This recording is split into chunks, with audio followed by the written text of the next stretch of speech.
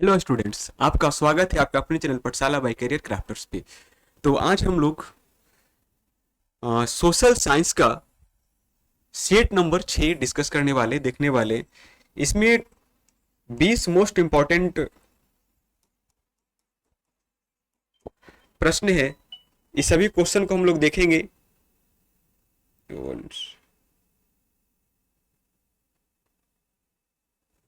ठीक है, 20 most important प्रश्न है। ये सभी का सभी चैप्टर वाइज है। ठीक है, जितने भी चैप्टर है उसी प्रकार से प्रैक्टिस सेट है।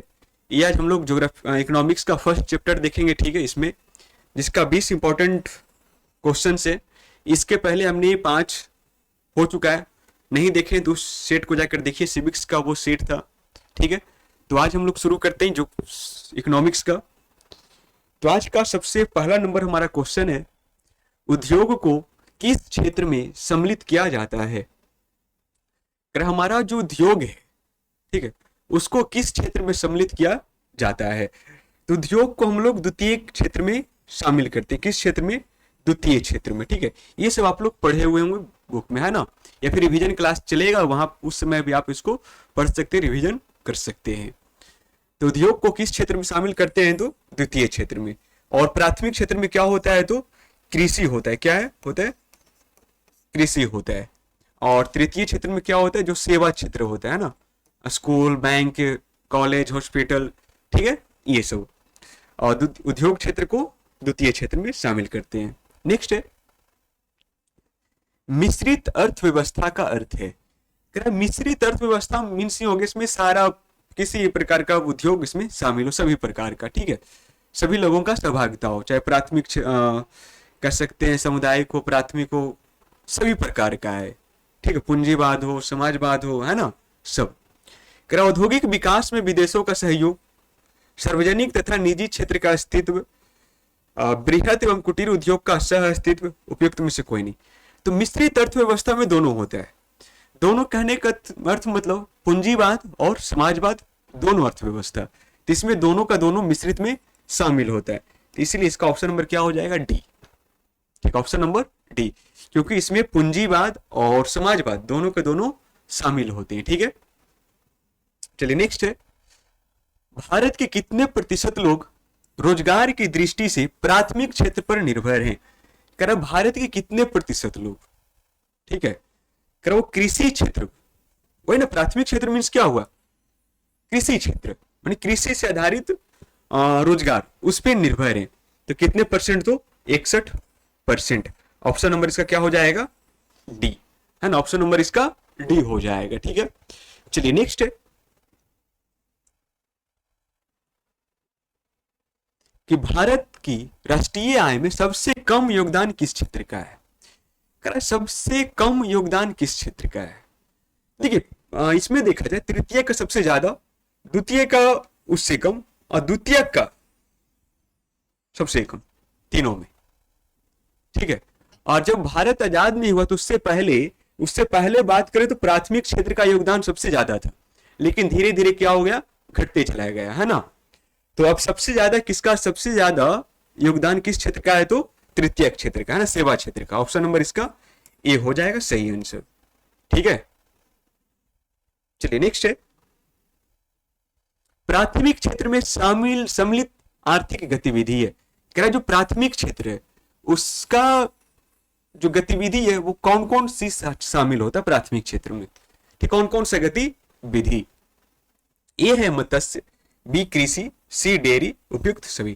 तो इसमें से क्या हो जाएगा? उपयुक्त सभी, है ना, ऑप्शन नंबर डी हो जाएगा। ऑप्शन नंबर डी हो जाएगा, उपयुक्त सभी।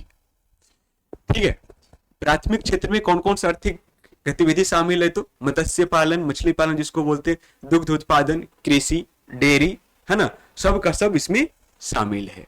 ठीक है, चलिए नेक्स्ट है, भारत की राष्ट्रीय आय में सर्वाधिक योगदान किस क्षेत्र का है? अच्छा, एक मिनट, पिछला क्वेश्चन क्या था? सॉरी, इसका थोड़ा सा चेंजिंग करिएगा। सबसे कम योगदान बोला था ना, कि सबसे कम योगदान किसका है? तो किसका हो जाएगा? द्वितीय क्षेत्र का हो जाएगा। ठीक है, द्वितीय क्षेत्र का ऑप्शन नंबर इसका सी हो जाएगा। चलिए अगला है कि भारत की राष्ट्रीय आय में सर्वाधिक योगदान किस क्षेत्र का है?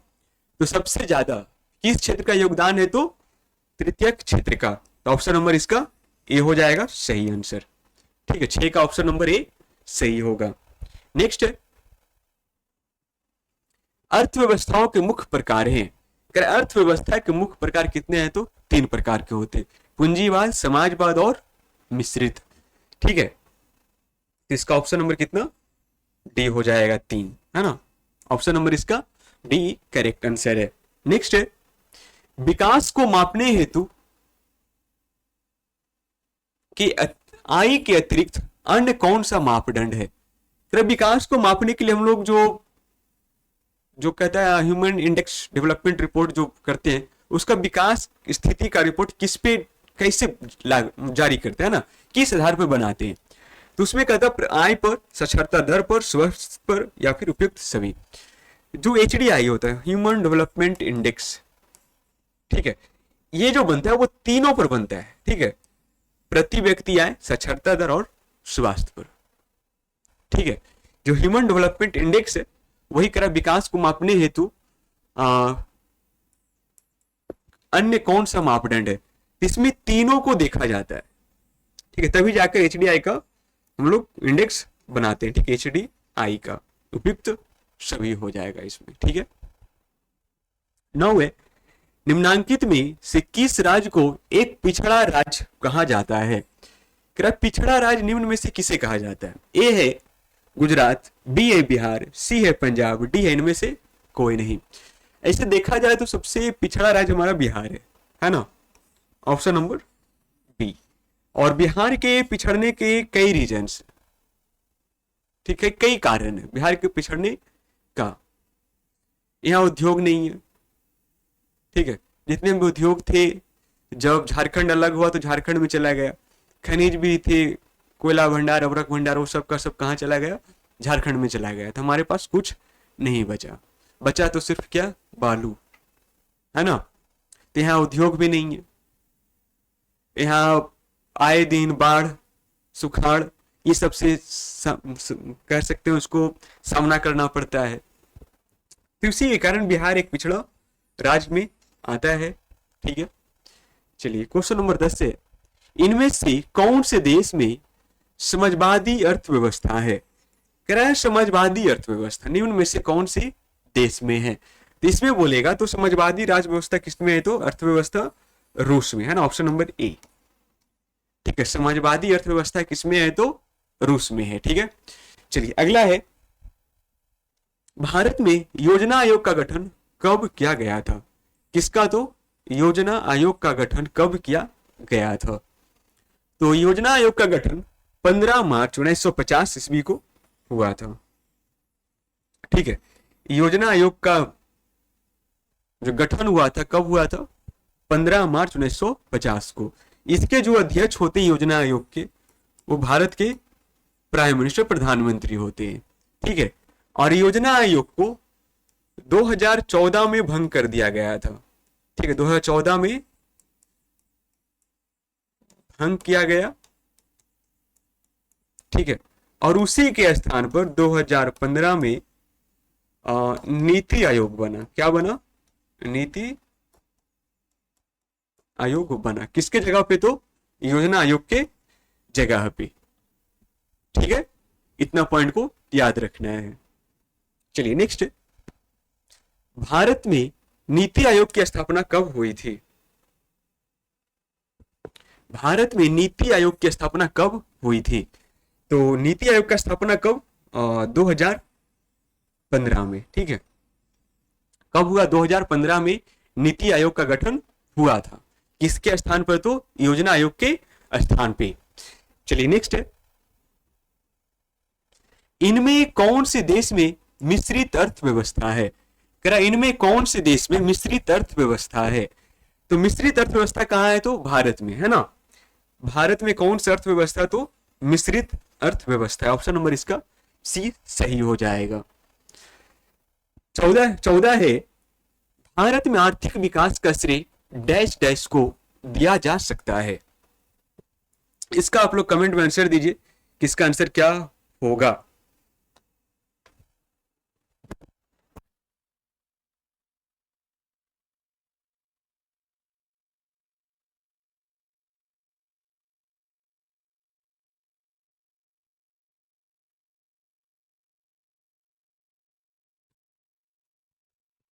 कि भारत में आर्थिक श्रेय का विकास किसे दिया जा सकता है? तो किसे दिया जा सकता है? तो नियोजन को, है ना, नियोजन। ऑप्शन नंबर इसका ए सही हो जाएगा। ठीक है, चलिए अगला है, जिस देश का राष्ट्रीय आय अधिक होता है वह देश कहलाता है। जिस देश का राष्ट्रीय आय अधिक होगा वो क्या कहलाएगा? विकसित कहलाएगा। क्या कहलाएगा? वो विकसित देश कहलाता है। और जिस देश का राष्ट्रीय आय कम हो वो अविकसित देश में आता है। ठीक है, तो 15 का ऑप्शन नंबर क्या हो जाएगा? सही बी हो जाएगा। नेक्स्ट है, बिहार में जीवन यापन का मुख्य साधन है। बिहार में जीवन यापन का मुख्य साधन है, तो क्या हो जाएगा? इसका मुख्य साधन क्या है? कृषि, है ना। बिहार में जीवन यापन का मुख्य साधन क्या है? कृषि है। ठीक, ऑप्शन नंबर इसका बी हो जाएगा। क्या हो जाएगा इसका? बी। ठीक है, चलिए नेक्स्ट है 17 नंबर, इनमें से कौन योजना आयोग के पदेन अध्यक्ष होते हैं? योजना आयोग का अध्यक्ष कौन होते हैं? तो कौन होते हैं? देश के प्रधानमंत्री, है ना। तो भारत के प्रधानमंत्री हो जाएंगे, ऑप्शन नंबर ए। अगर इसमें पूछ दे योजना आयोग के प्रथम अध्यक्ष कौन थे, ठीक है, तो कौन थे? पंडित जवाहरलाल नेहरू थे। ठीक है, चलिए नेक्स्ट है, राष्ट्रीय विकास परिषद एनडीसी का गठन हुआ था। जो राष्ट्रीय विकास परिषद है, नेशनल डेवलपमेंट काउंसिल, है ना, उसका गठन कब हुआ था? तो कब हुआ था? 1952 ईस्वी में। कब? 1952 ईस्वी में एनडीसी का गठन हुआ था। ठीक है, राष्ट्रीय विकास परिषद का गठन कब हुआ? 1952 में हुआ था। चलिए 19 है, भारत की प्रथम पंचवर्षीय योजना का कार्यकाल था। कह रहा है जो भारत में पहली पंचवर्षीय योजना था उसका कार्यकाल क्या था? तो पंचवर्षीय मतलब की योजना जो चलेगा वो कितने सालों के लिए? 5 सालों के लिए चलेगा वो, है ना, 5 सालों के लिए। तो 1951 से 1956 था प्रथम पंचवर्षीय योजना का समय अवधि। ठीक है, और योजना आयोग जो होता है ना, वो उसका काम क्या होता है? आने वाले 5 वर्षों के लिए योजना को, प्लान को तैयार करना होता है। ठीक है, गठन तो हो गया था 1950 में, लेकिन लागू कब हुआ? तो 1951 में। और पहला कब लागू, जो समय अवधि था वो 1951 से 1956 तक। ठीक है, चलिए आज का सबसे लास्ट प्रश्न है हमारा, आर्थिक क्रियाओं का उद्देश्य होता है। जो आर्थिक क्रिया होता है उसका मुख्य उद्देश्य क्या होता है? हम लोग पैसा कमाते हैं वो किस लिए? अपने जीवन को यापन करने के लिए। ज्यादा पैसा कमाएंगे तो बहुत ठाट बाट से रहेंगे, है ना, इसीलिए ना। तो आर्थिक क्रियाओं का मुख्य उद्देश्य क्या होता है? जीविकोपार्जन। क्या हो जाएगा? जीविकोपार्जन। ठीक है, ऑप्शन नंबर इसका सी हो जाएगा। अपने जीवन को यापन करने के लिए हम लोग आर्थिक क्रिया का मुख्य उद्देश्य होता है। ठीक है, पैसा से हम लोग क्या करेंगे? तो अपना जीवन को यापन, जितना ज्यादा पैसा होगा उतना सही ढंग से हम लोग अपना जिंदगी व्यतीत करेंगे। ठीक है, तो ये था हमारा आज का 20 प्रश्न। अपने दोस्तों में वीडियो को शेयर करिए जितना हो सके उतना। ठीक है, और जितने भी आपके भाई बहन सगे संबंधी ये सभी जगह वीडियो को शेयर करिए जिससे कि सभी तक वीडियो पहुंच सके। और आप लोग सब्सक्राइब कर लीजिए चैनल को, नए हैं तो, है ना, और बेल आइकन को प्रेस कर लीजिए, दबा लीजिए, जिससे कि आपको जितना भी वीडियो होता है वो जिसका नोटिफिकेशन आपको मिलते रहे।